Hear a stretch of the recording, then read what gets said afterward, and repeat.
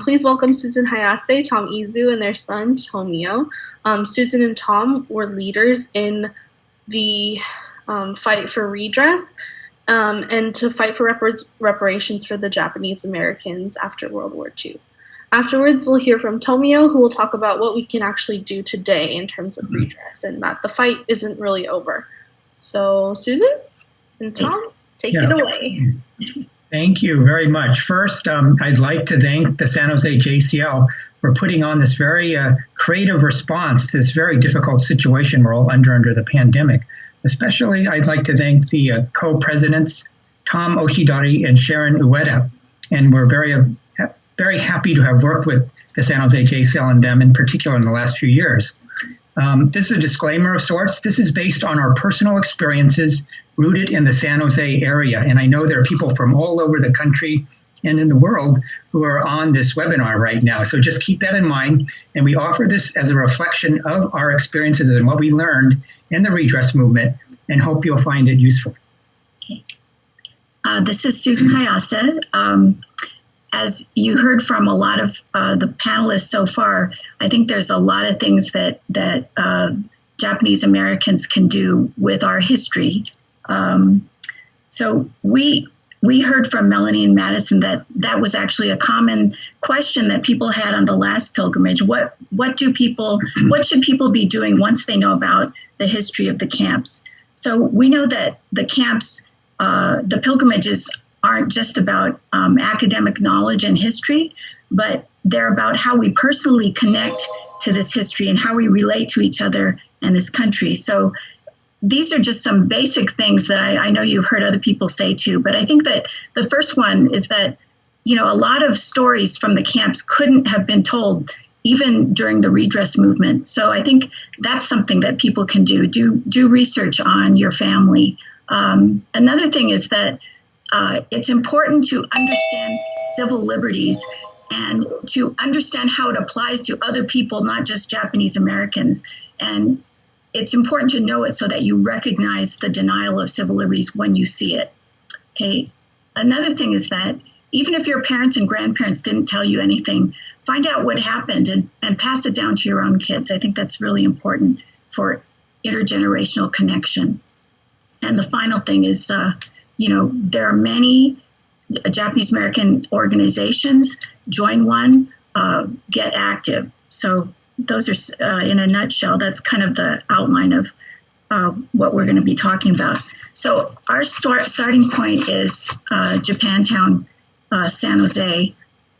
But I wanted to point out that in Japanese American history, there's a really big gap of about 35 years between the release from camp and the beginning of the redress movement. And I think it's important to try to remember what it was like. So the history of the camps was not in the history books. Most Nisei parents didn't talk to their kids. The Japanese American community was struggling. The community and the businesses and the tight little Japantowns, many had been destroyed by the incarceration. And the community was also very disunited from a lot of the conflicts and stress of the concentration camp experience. There were some people, some individuals that kept the fires burning. They spoke to school classes whenever that was possible. And some people did actually talk about justice, but that was not the norm. Okay, so what did Americans think about Japanese Americans? What did people say about Japanese Americans?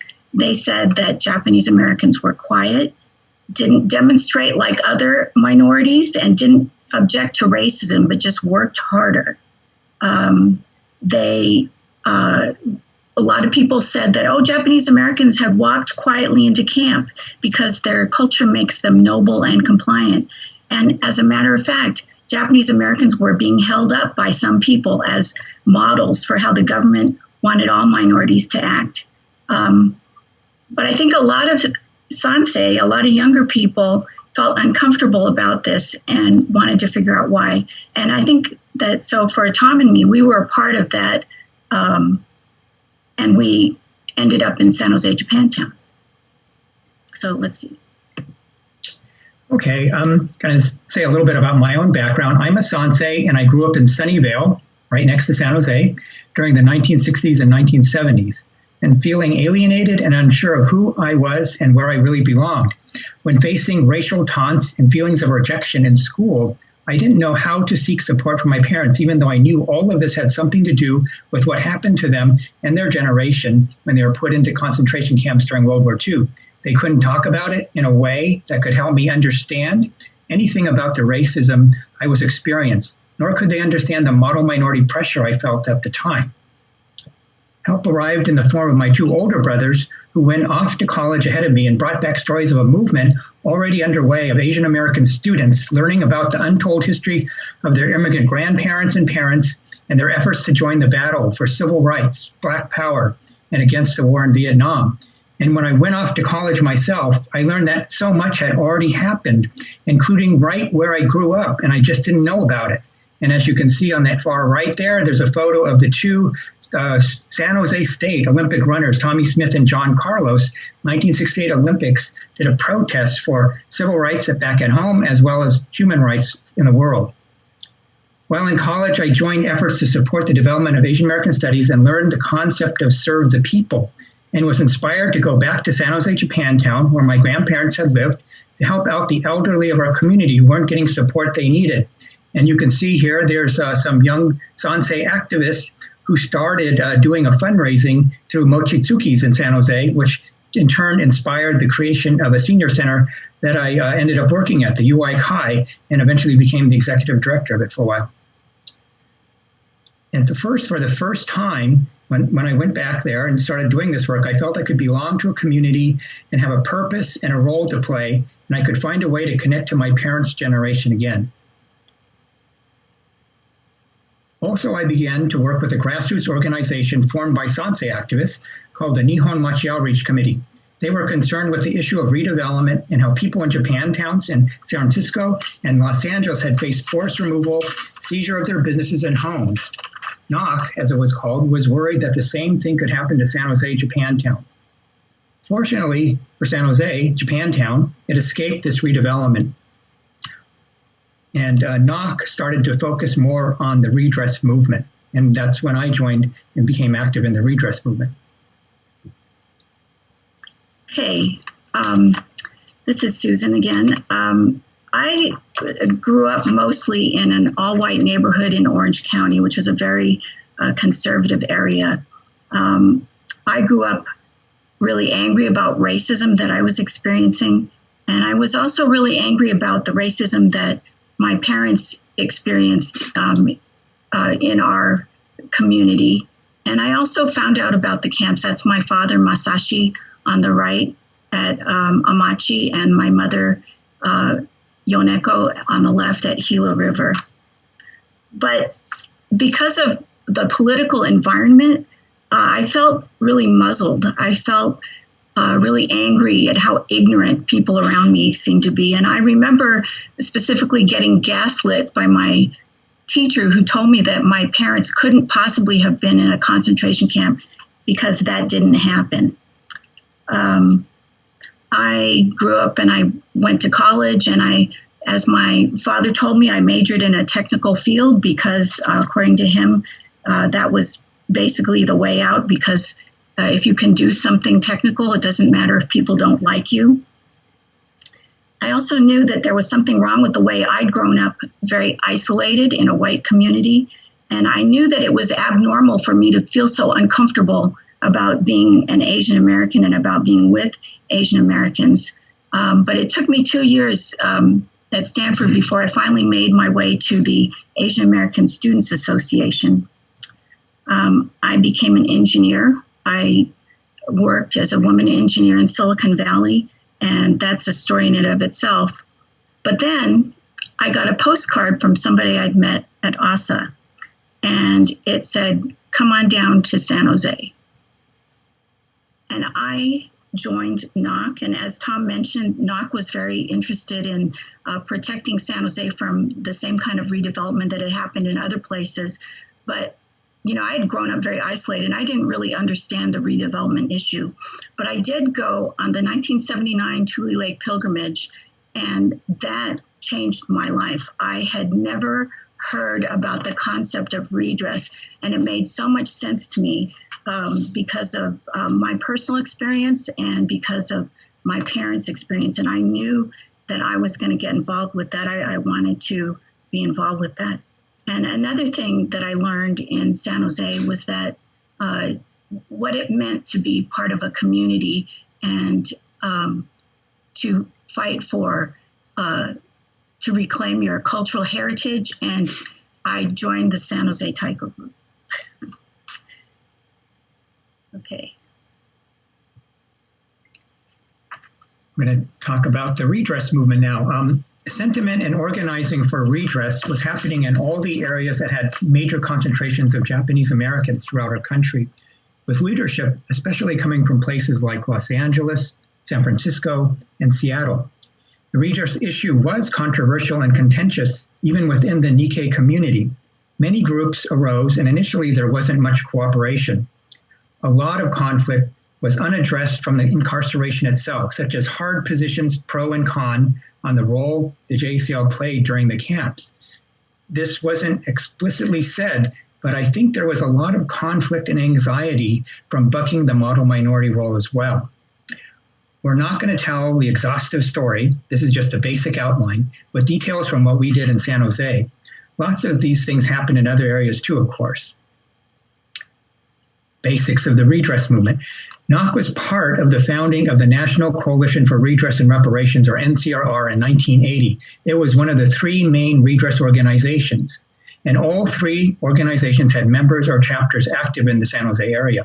Besides the NCRR, there was a National Council for Redress American, National Council for Japanese American Redress, NCJAR, which decided to focus on a class action lawsuit rather than going for a legislative bill for redress. And there was the largest organization, the National JACL. I'd like to also mention the Quorum Novus legal team, which was trying to overturn the legal basis for mass incarceration, focusing on the Supreme Court cases of Korematsu, Hirabayashi, and Yasui.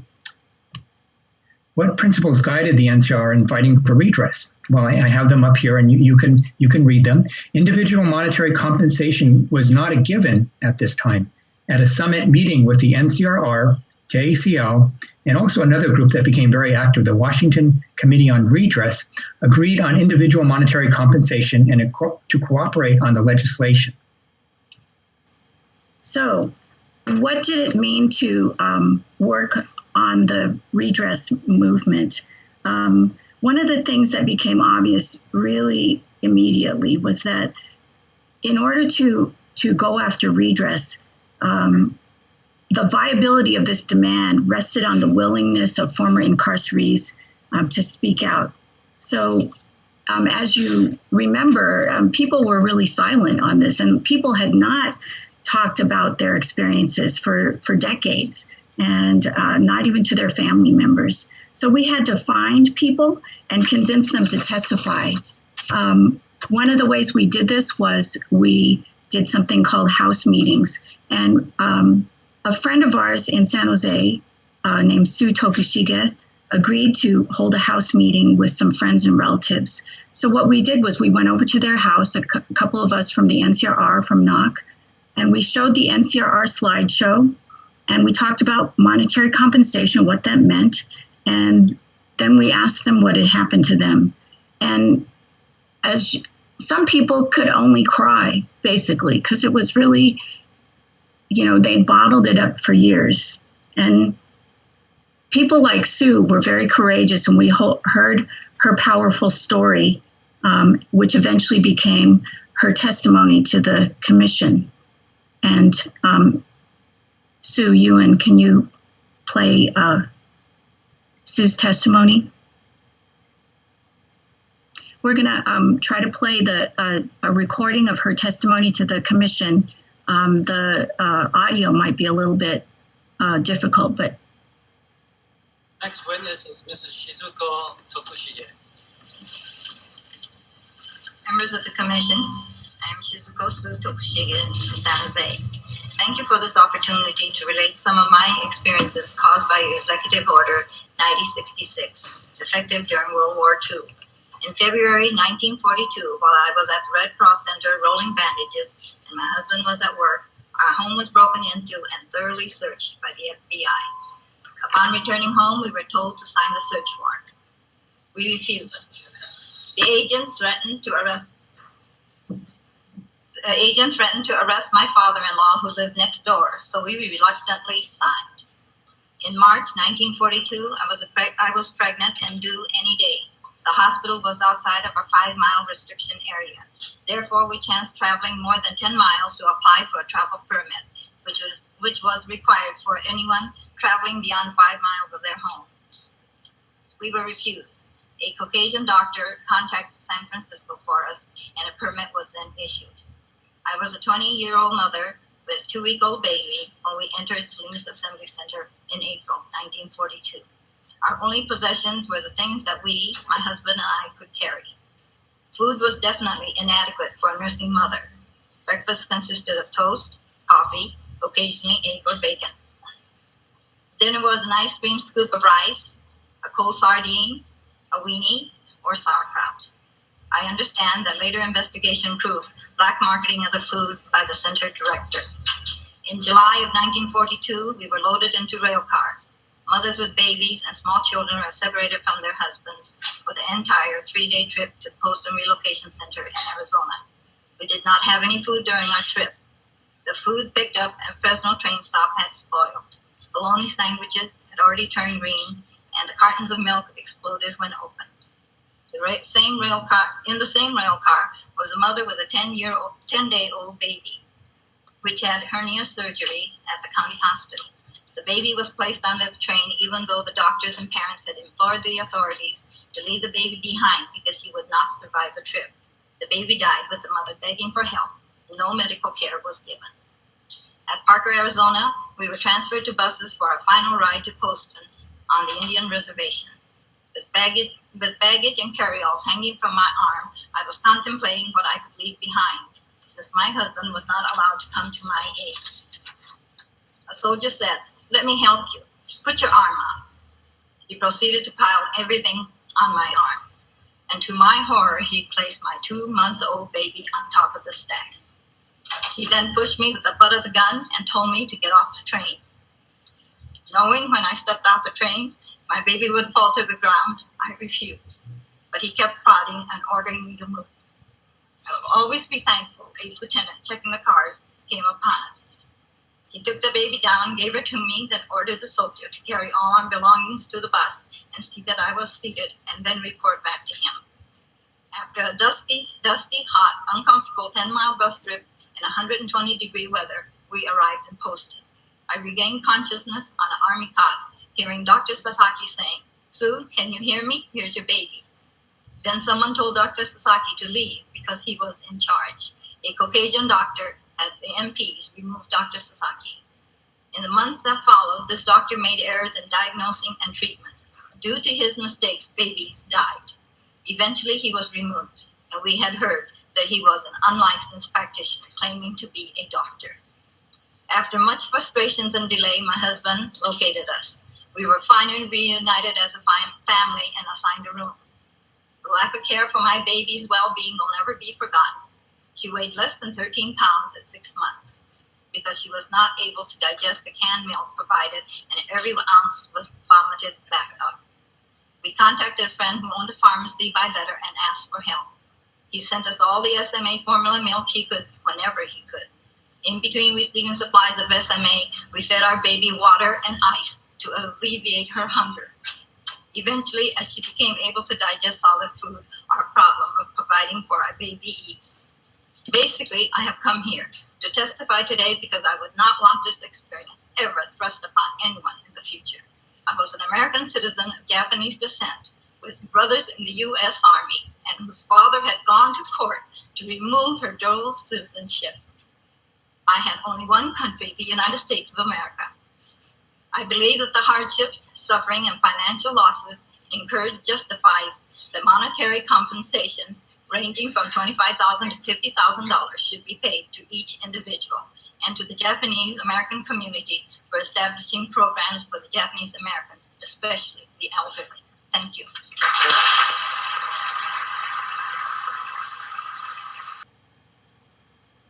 So, as you can tell from that powerful story, it's really hard to listen to stories like that and not be affected. And I think that for us in San Jose, the willingness of the Nisei to open up really won the commitment of a lot of Sansei to fight for redress. And so this photo right here on the left is a panel of San Jose Issei testifying at the commission hearings in San Francisco. Okay. Another activity that we were involved in are pilgrimages. Tule Lake, we participated in organizing pilgrimages to Tule Lake since Northern California Japanese American communities, including San Jose, helped organize the first pilgrimages to that campsite. Pilgrimages were organized as a political activity to uncover the buried history and to encourage the fight for justice. And I would encourage you to watch the movie Pilgrimage, which focuses on Sansei activists creating the first pilgrimage to Manzanar. And it's a very good film that captures all of this. Pilgrimages were part of a way to inspire and support former incarcerees in facing their past, connecting themselves with the movement, the next generation, to help them build their own communities back. Pilgrimages became a part of the social and educational way to mobilize Japanese Americans and their supporters to fight for redress. Day of Remembrance. I think a lot of people who are in this virtual pilgrimage probably have been to at least one Day of Remembrance. And Day of Remembrance is observed across the country in many, many different Japanese American communities and on college campuses. But for us in San Jose, the first pilgrimage was in February 1981. And what we were doing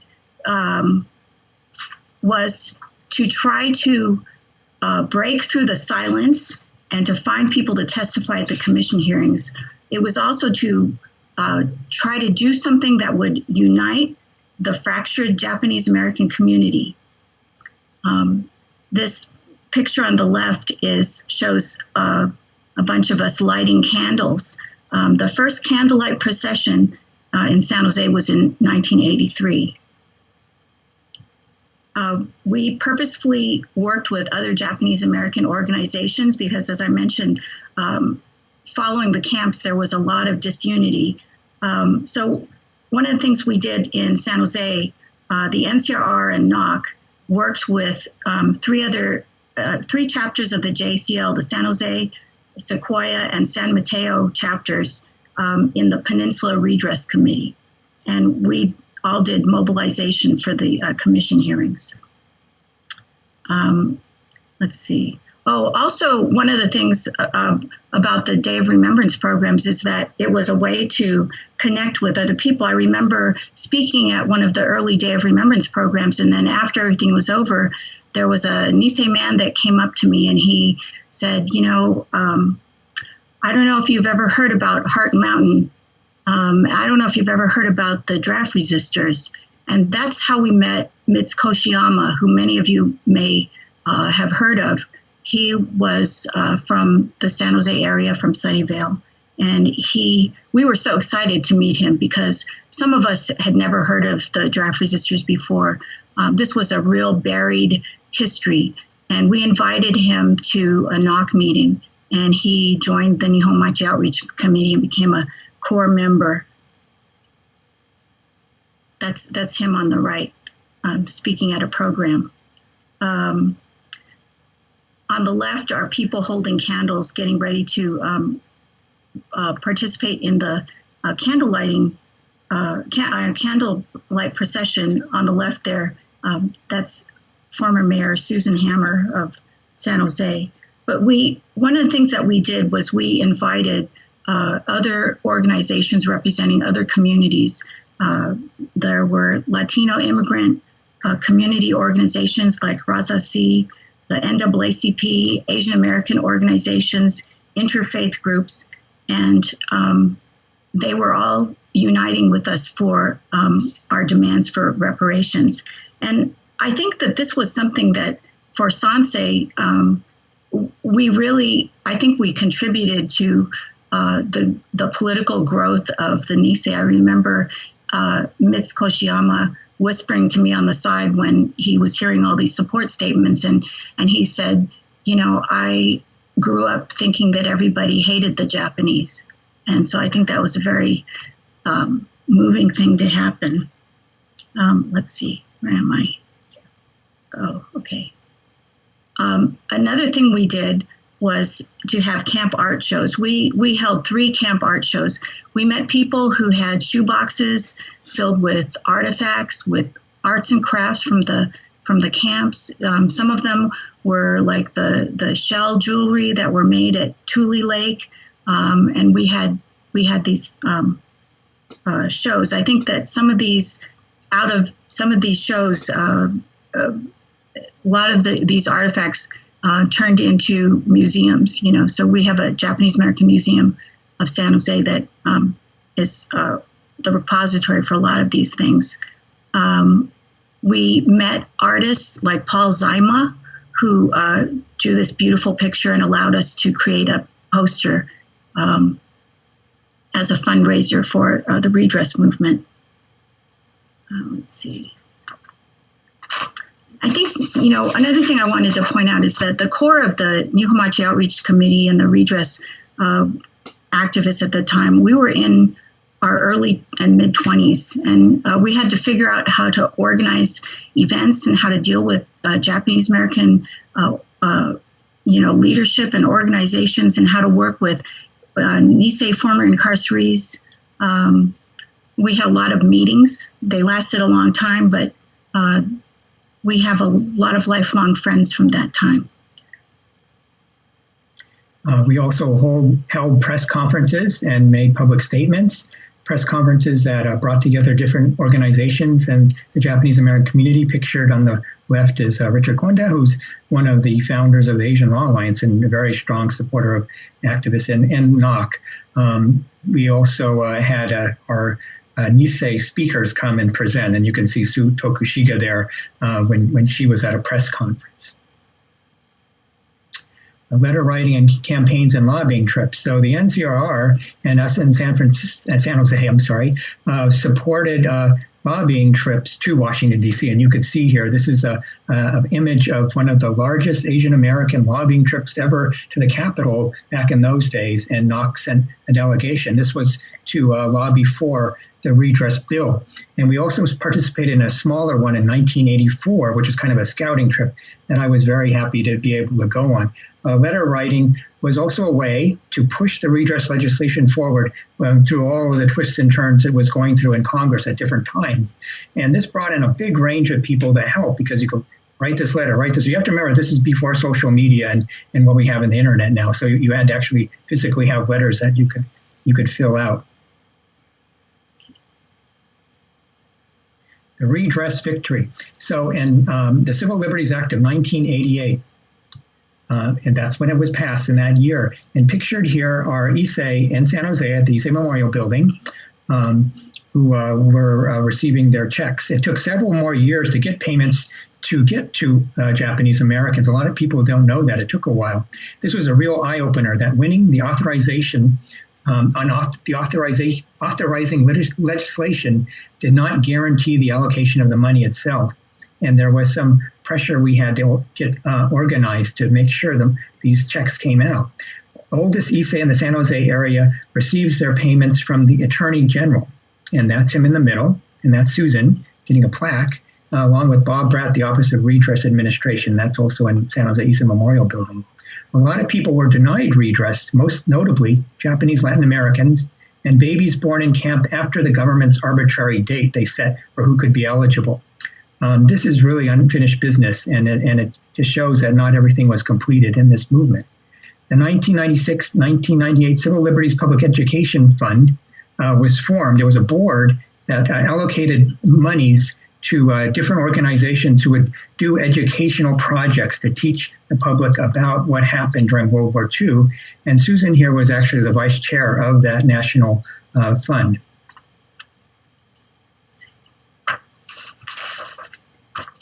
Sorry, this is such a boring slide. So from our viewpoint, having a grassroots movement that fights for unity is hugely important. It allowed the working class Nisei that the NCRR and NOC worked with to play a leading role. Ouch, my cat is on my neck. These former incarcerees were really key in bringing home the message of the importance of winning equality and winning justice.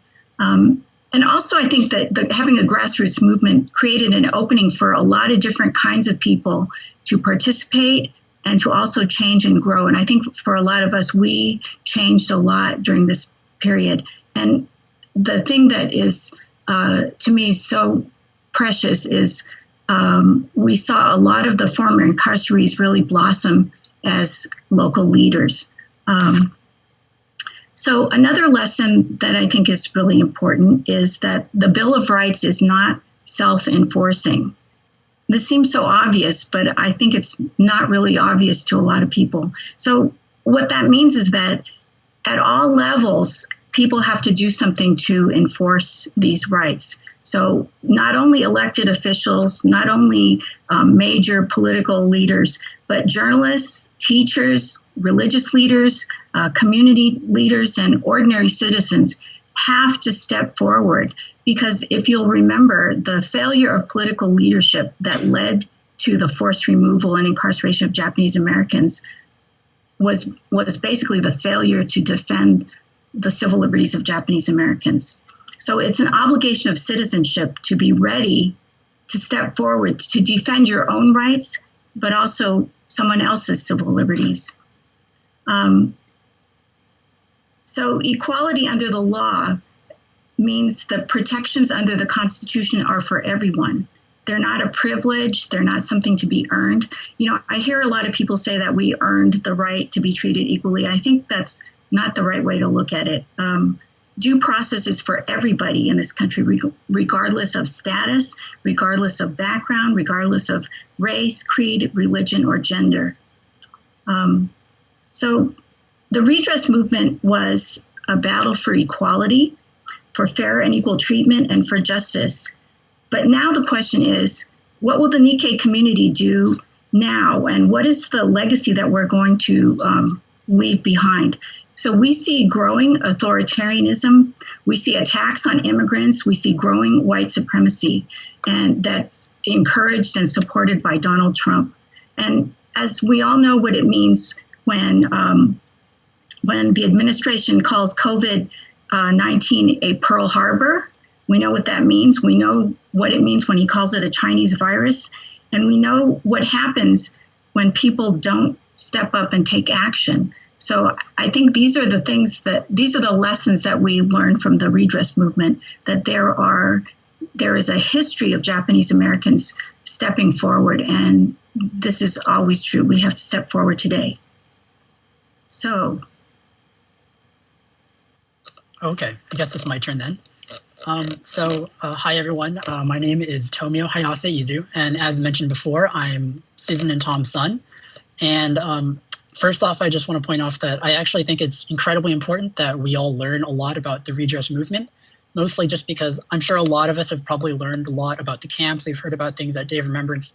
And the redress movement, even within and outside the Japanese American community, I think that story is often really not as well known as it should be. And that's partially because it's not only incredibly interesting, but I also think it's very inspiring, especially for a young person that wants to figure out how I can possibly make a difference, especially because it's so easy to get really discouraged with everything that's happening right now. And so this year I was excited to participate in this Manzanar pilgrimage because, hold on, I should share my screen. Let's see. Sorry, 1 second. Okay, does that work, I think? Okay, so I was very excited to participate in the Manzanar pilgrimage because I think it's an excellent opportunity not only to learn about the camps and the fight for redress, but also to discuss how we might use this knowledge to continue the movement forward. And I think for me, listening to everything that all of our wonderful panelists and other speakers have said, the biggest takeaway that I've gotten is that civil rights cannot ever be taken for granted. And so I'm sure that some of you have probably heard or seen the slogan, "Never again is now." And one reason that we say this is in part to emphasize the fact that the fight for equality does not end because of a single victory. It is a constant struggle forward that requires us to be vigilant and proactive to fight for liberty, justice, and due process for all. And I think this is important because even though most of what we've been talking about so far today is explicitly about Japanese American history and the Japanese American community, it's important to remember that the issue of civil liberties is universal. And, again, we've had the honor of listening to a lot of panelists, a number of panelists who were incarcerated in the camps, or people who were involved in either the redress movement or whatnot, keeping this history alive. And I think that we, not only as Japanese Americans, but as activists or as concerned citizens, owe it to not only them, but just to ourselves in order to continue the fight for justice. I think, for example, since 9/11, Muslim Americans have been a huge target for scapegoating and discrimination. They've had their loyalty questioned. They've been threatened with travel bans, with a Muslim registry, and even World War II-style incarceration camps, which drop a lot of parallels to what Japanese Americans suffered from in the 1940s.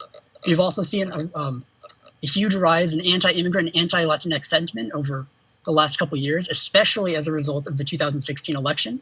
We watch as children are separated from their parents at the border and as asylum seekers are detained in poor conditions without due process. And even now, as Susan and Tom mentioned, that we're seeing a big surge in anti-Asian and anti-Chinese sentiment, scapegoating, and an increasing number of hate crimes being committed in the wake of COVID-19. And so I think one of the things that I have thought to myself, especially as someone who has, just by nature of being dragged along to every pilgrimage and every day of remembrance since I can remember, I've been sort of surrounded by a lot of this discussion about Japanese American history, about activism. But I think one of the hardest questions to ask is sort of, what now? Like, what do I, just as an individual who may or may not have a lot of experience in terms of activism or knowledge or history, what can I do to do something or to do the right thing? And I think this is definitely not an easy question to answer. There's really no single answer that would work for everyone. But I think one of the important things is to remember that you are not alone. And I mean, just by nature of the fact that we've had 400 people here in this, this online pilgrimage alone shows that there are a lot of people out there who are either willing to help, who have experience in helping, or would like to also help, even if they don't necessarily have the experience themselves. And I guess one thing, especially for those who are interested in maybe taking the first step into getting more involved or becoming more active, would be to just start looking for local community groups near you or organizations that might be taking action. And, I imagine that if you aren't sure where to start, because I know there are people here from all over the place, not just the Bay Area, but I have no doubt that there are a lot of people here right now, whether they're presenters or just organizers or other people just in this chat that would be more than willing to help point you in the right direction or get you connected with people and resources that might help. That includes organizations like local JACL chapters or even, Studio for Solidarity and several others that were mentioned before.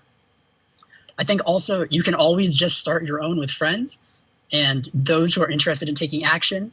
And I think it's kind of interesting because, as we learned earlier, sort of this living room grassroots organizing and coalition building was very integral to the formation of not only the first pilgrimages, but also just the Redress movement as a whole. And, as such, Japanese American history. And so this pilgrimage program in particular was only started last year, thanks to not only the San Jose JCL, but also Melanie and Madison, two of our hosts, who are really the driving force behind a lot of this. So I think, if anything, that's also very inspirational. So you too can be like them. And I think just so as one example, so I'm a member of the San Jose Nikkei Resisters. We're active here in the South Bay. We're just one example of many of grassroots organization that sprung up in the wake of the 2016 election. And one of our goals is to organize and really just activate the Japanese American community here in San Jose and Santa Clara County, mostly to stand up to racist and discriminatory policies enacted by the Trump administration. Sorry, forgot to change my slides. But so I'm going to go briefly over some of the actions that we've taken here in San Jose, and hopefully some of them that we plan to address in the future.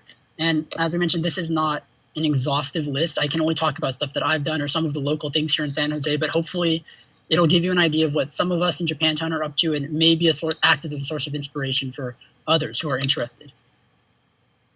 So, of course, one of our main activities is just mobilizing the community for rallies and marches in order to protest things like family separation policies, the proposed Muslim travel ban from last year, and the proposed Muslim registry. We also encourage a lot of members of the community to show up to things like city council meetings or board of supervisors meetings to defend our county sanctuary policies. And I think for those of you who have never been, this can actually be a very effective tactic, as a lot of these people, they're elected officials, they listen to their constituents, and really they only know who their constituents are when they show up and vote, but also make their voices heard. So I think having people show up en masse and sort of a block of solidarity can be very effective. I think also in the spirit of the redress and reparations movement, I can't understate the importance of building coalitions, both within and outside of the Japanese American community. In doing so, we can not only present a united front and strengthen the message, but also continue to fight alongside other groups and organizations to achieve our goals, not only on a local, but a state and also a federal level. Most of the events and activities here that I've talked about or will mention were done in partnership with a number of other Japanese American organizations, and I'll mention some of those later to give credit. One of our big projects that we started with was inspired by the Nikkei progressives down in Los Angeles, was the creation of a unity quilt. And so this, we essentially asked people, both individuals and other local organizations, to design and submit a quilt square that embodied the spirit of Never Again Is Now, in sort of a community show of solidarity with those either facing deportation or family separation. This was on display at San Jose Day of Remembrance, and we hope that we'll have other chances to show this and that it will continue to grow in the future. Also last summer, we hosted a public solidarity vigil in Japantown, which was to protest the use of Fort Sill in Oklahoma as a detention center for children and asylum seekers. For those of you who don't know, Fort Sill was a big issue for all of us because it played an important role in the removal and genocide of Native Americans, but was also used to incarcerate hundreds of Issei immediately following the attacks on Pearl Harbor. This event was made possible because we had the support and partnership of a whole bunch of Japanese American organizations like the Nihon Machi Outreach Committee, as mentioned before. We had the Asian Law Alliance, J-Town Community TV, and of course the San Jose and Silicon Valley and Sequoia chapters of the JACL. There we were joined by a number of activists, politicians, and prominent members of the Japanese American, but also the Native American, Latinx, and Viet communities that were there to speak out against unfair treatment and demonization of immigrants and those who are seeking asylum. I think next, as a part of sort of the formation of our coalition and an ad hoc community, we are issuing a joint statement with those same groups that are officially endorsing HR 40, which is a bill that will establish a commission to examine the impact of slavery and Jim Crow and institutionalized racism in the United States on African Americans.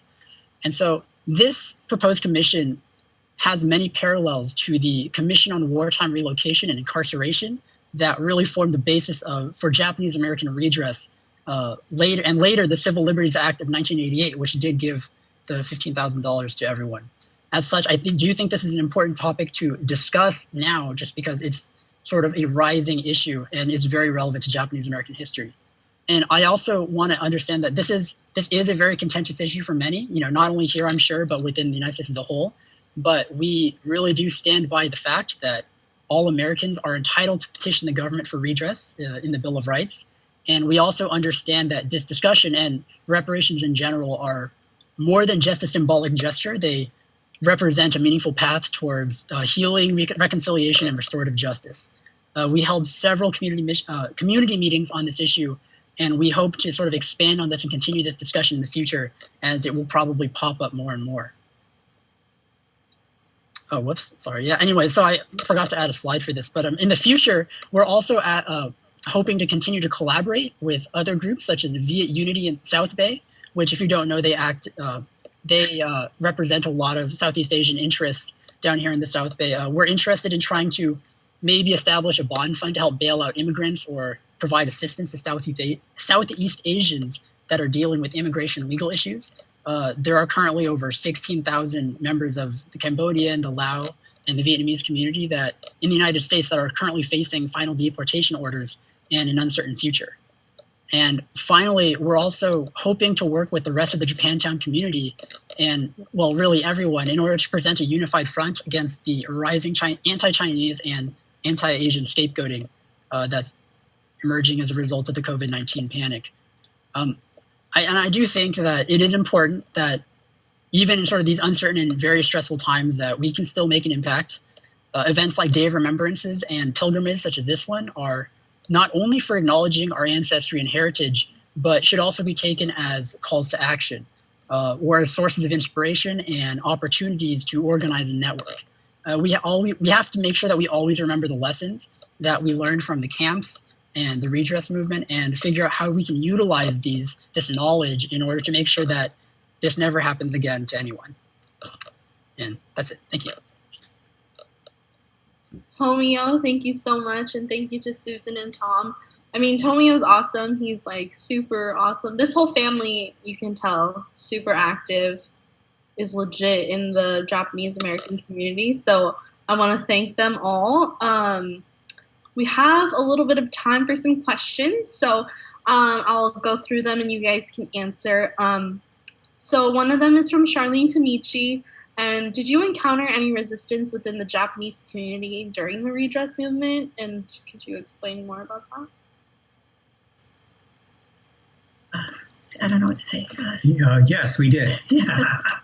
There was, it was very contentious. And the whole idea in the beginning of going for monetary compensation was not embraced by a lot of people in the community.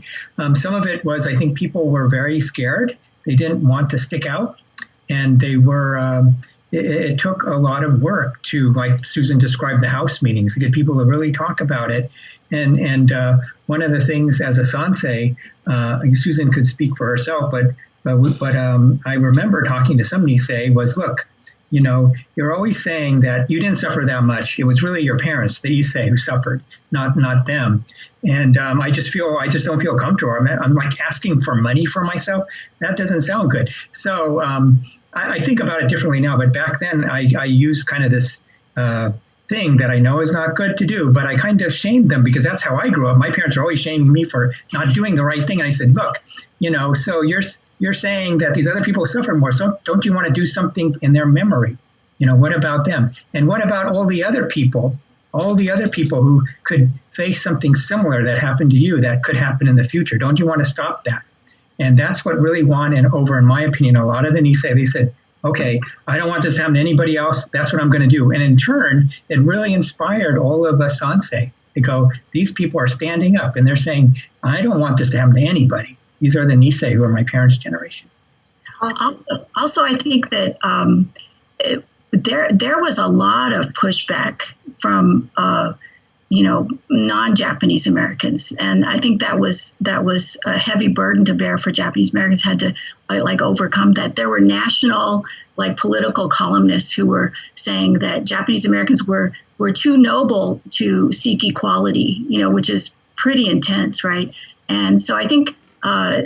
But there also, I remember there was a Rafu Shimpo, which is a LA Japanese American newspaper. They did an informal survey, and it came out 90% of the people answering the survey favored monetary compensation. So I think that there were multiple things going on. But thank you. A lot of people have been asking for resources that you guys may have.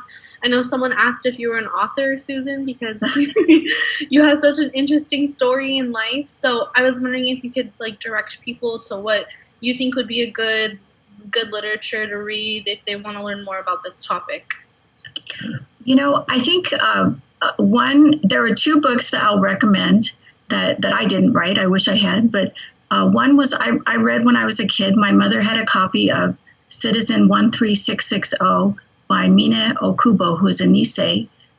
She was an artist, and it's a graphic novel, basically. And reading that book was the thing that helped me understand what happened to my parents. Because, prior to that, it was just before camp, after camp, that kind of thing. But and then the second book that I think is just huge, it's really important for people who want to know more. It's called Years of Infamy by Michi Weglin, who is a Nisei who is incarcerated. And she does a lot of research, and it talks about the Heart Mountain draft resistors, and it talks about what happened at Tule Lake.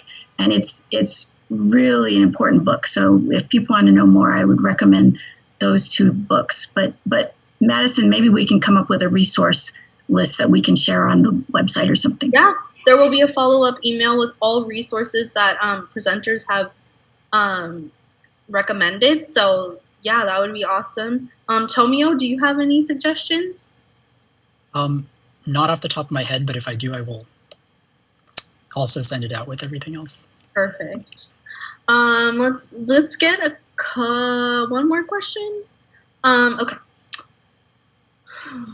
Oh yeah, I forgot. I just want to say, how could I forget? The NCRR just published a book in 2018, I think, about the history of the redress movement. So that's a really important book too. So there are, as Tom mentioned, there are many different organizations with different approaches, and the NCR book talks about the grassroots movement. So that's really important. There's also things that talk more about the legislative ins and outs and things like that. But perfect. This question comes from Kathy Masaoka. The redress movement taught us many lessons. What are some of those, and what are some of the challenges we still face in the Japanese American community in standing up for justice and building solidarity? This will be a good segue to our next presenters, who are our allies. I think one of the lessons is the coalition building, and to express support for other people's movements, and they will express support for our movement. One of the interesting things that we noticed in San Jose that Tom and I had talked about for a number of years is we were thinking to ourselves, Japanese Americans, and this changed over time, right? Like at the beginning of the redress movement, people weren't even talking about the camp experience. But as time went by, and with the redress victory and a lot of the educational activities that happened after that, people started talking about defending other people, like especially as Zara and Tamiko were saying that during the Iranian hostage crisis, people started wanting to incarcerate Iranian Americans. And then after 9/11 in 2001, people were scapegoating Muslim Americans and Arab Americans. And so I think a lot of Japanese Americans really rose to the occasion to express solidarity. But one of the things that in San Jose we thought, Japanese Americans really need to see the parallels between our experience as immigrants and the experience of Mexican American and Latin American immigrants also. And we had a program at the Japanese American Museum of San Jose called Don't Exclude Us. And it talked about the Chinese Exclusion Act. It talked about the so-called Mexican repatriation, where about 1 million Mexican Americans, including citizens, were forcibly deported to Mexico, and then also the scapegoating of 9/11. So I think I think a lot of people are open, but you have to talk about it. See, that's the thing, is that people have to go through changes, by learning about it together and talking about it and finding out more. So I think it's a process of continual education as a community. I totally agree. Thank you so much for all the information that you shared. I think it's super important. I feel like this program is kind of in chronological order, where we hear from, we look at Manzanar, we hear from incarcerees, and then we know what we did for the redress, and then Tomio is now doing what we can do today, which is really amazing. So I want to thank the Hayase-Izu family for joining us. They're so awesome. And I appreciate everyone dropping resources in the comments, because I think that is also very helpful. So thank you guys so much. We're going to transition to our next panelist.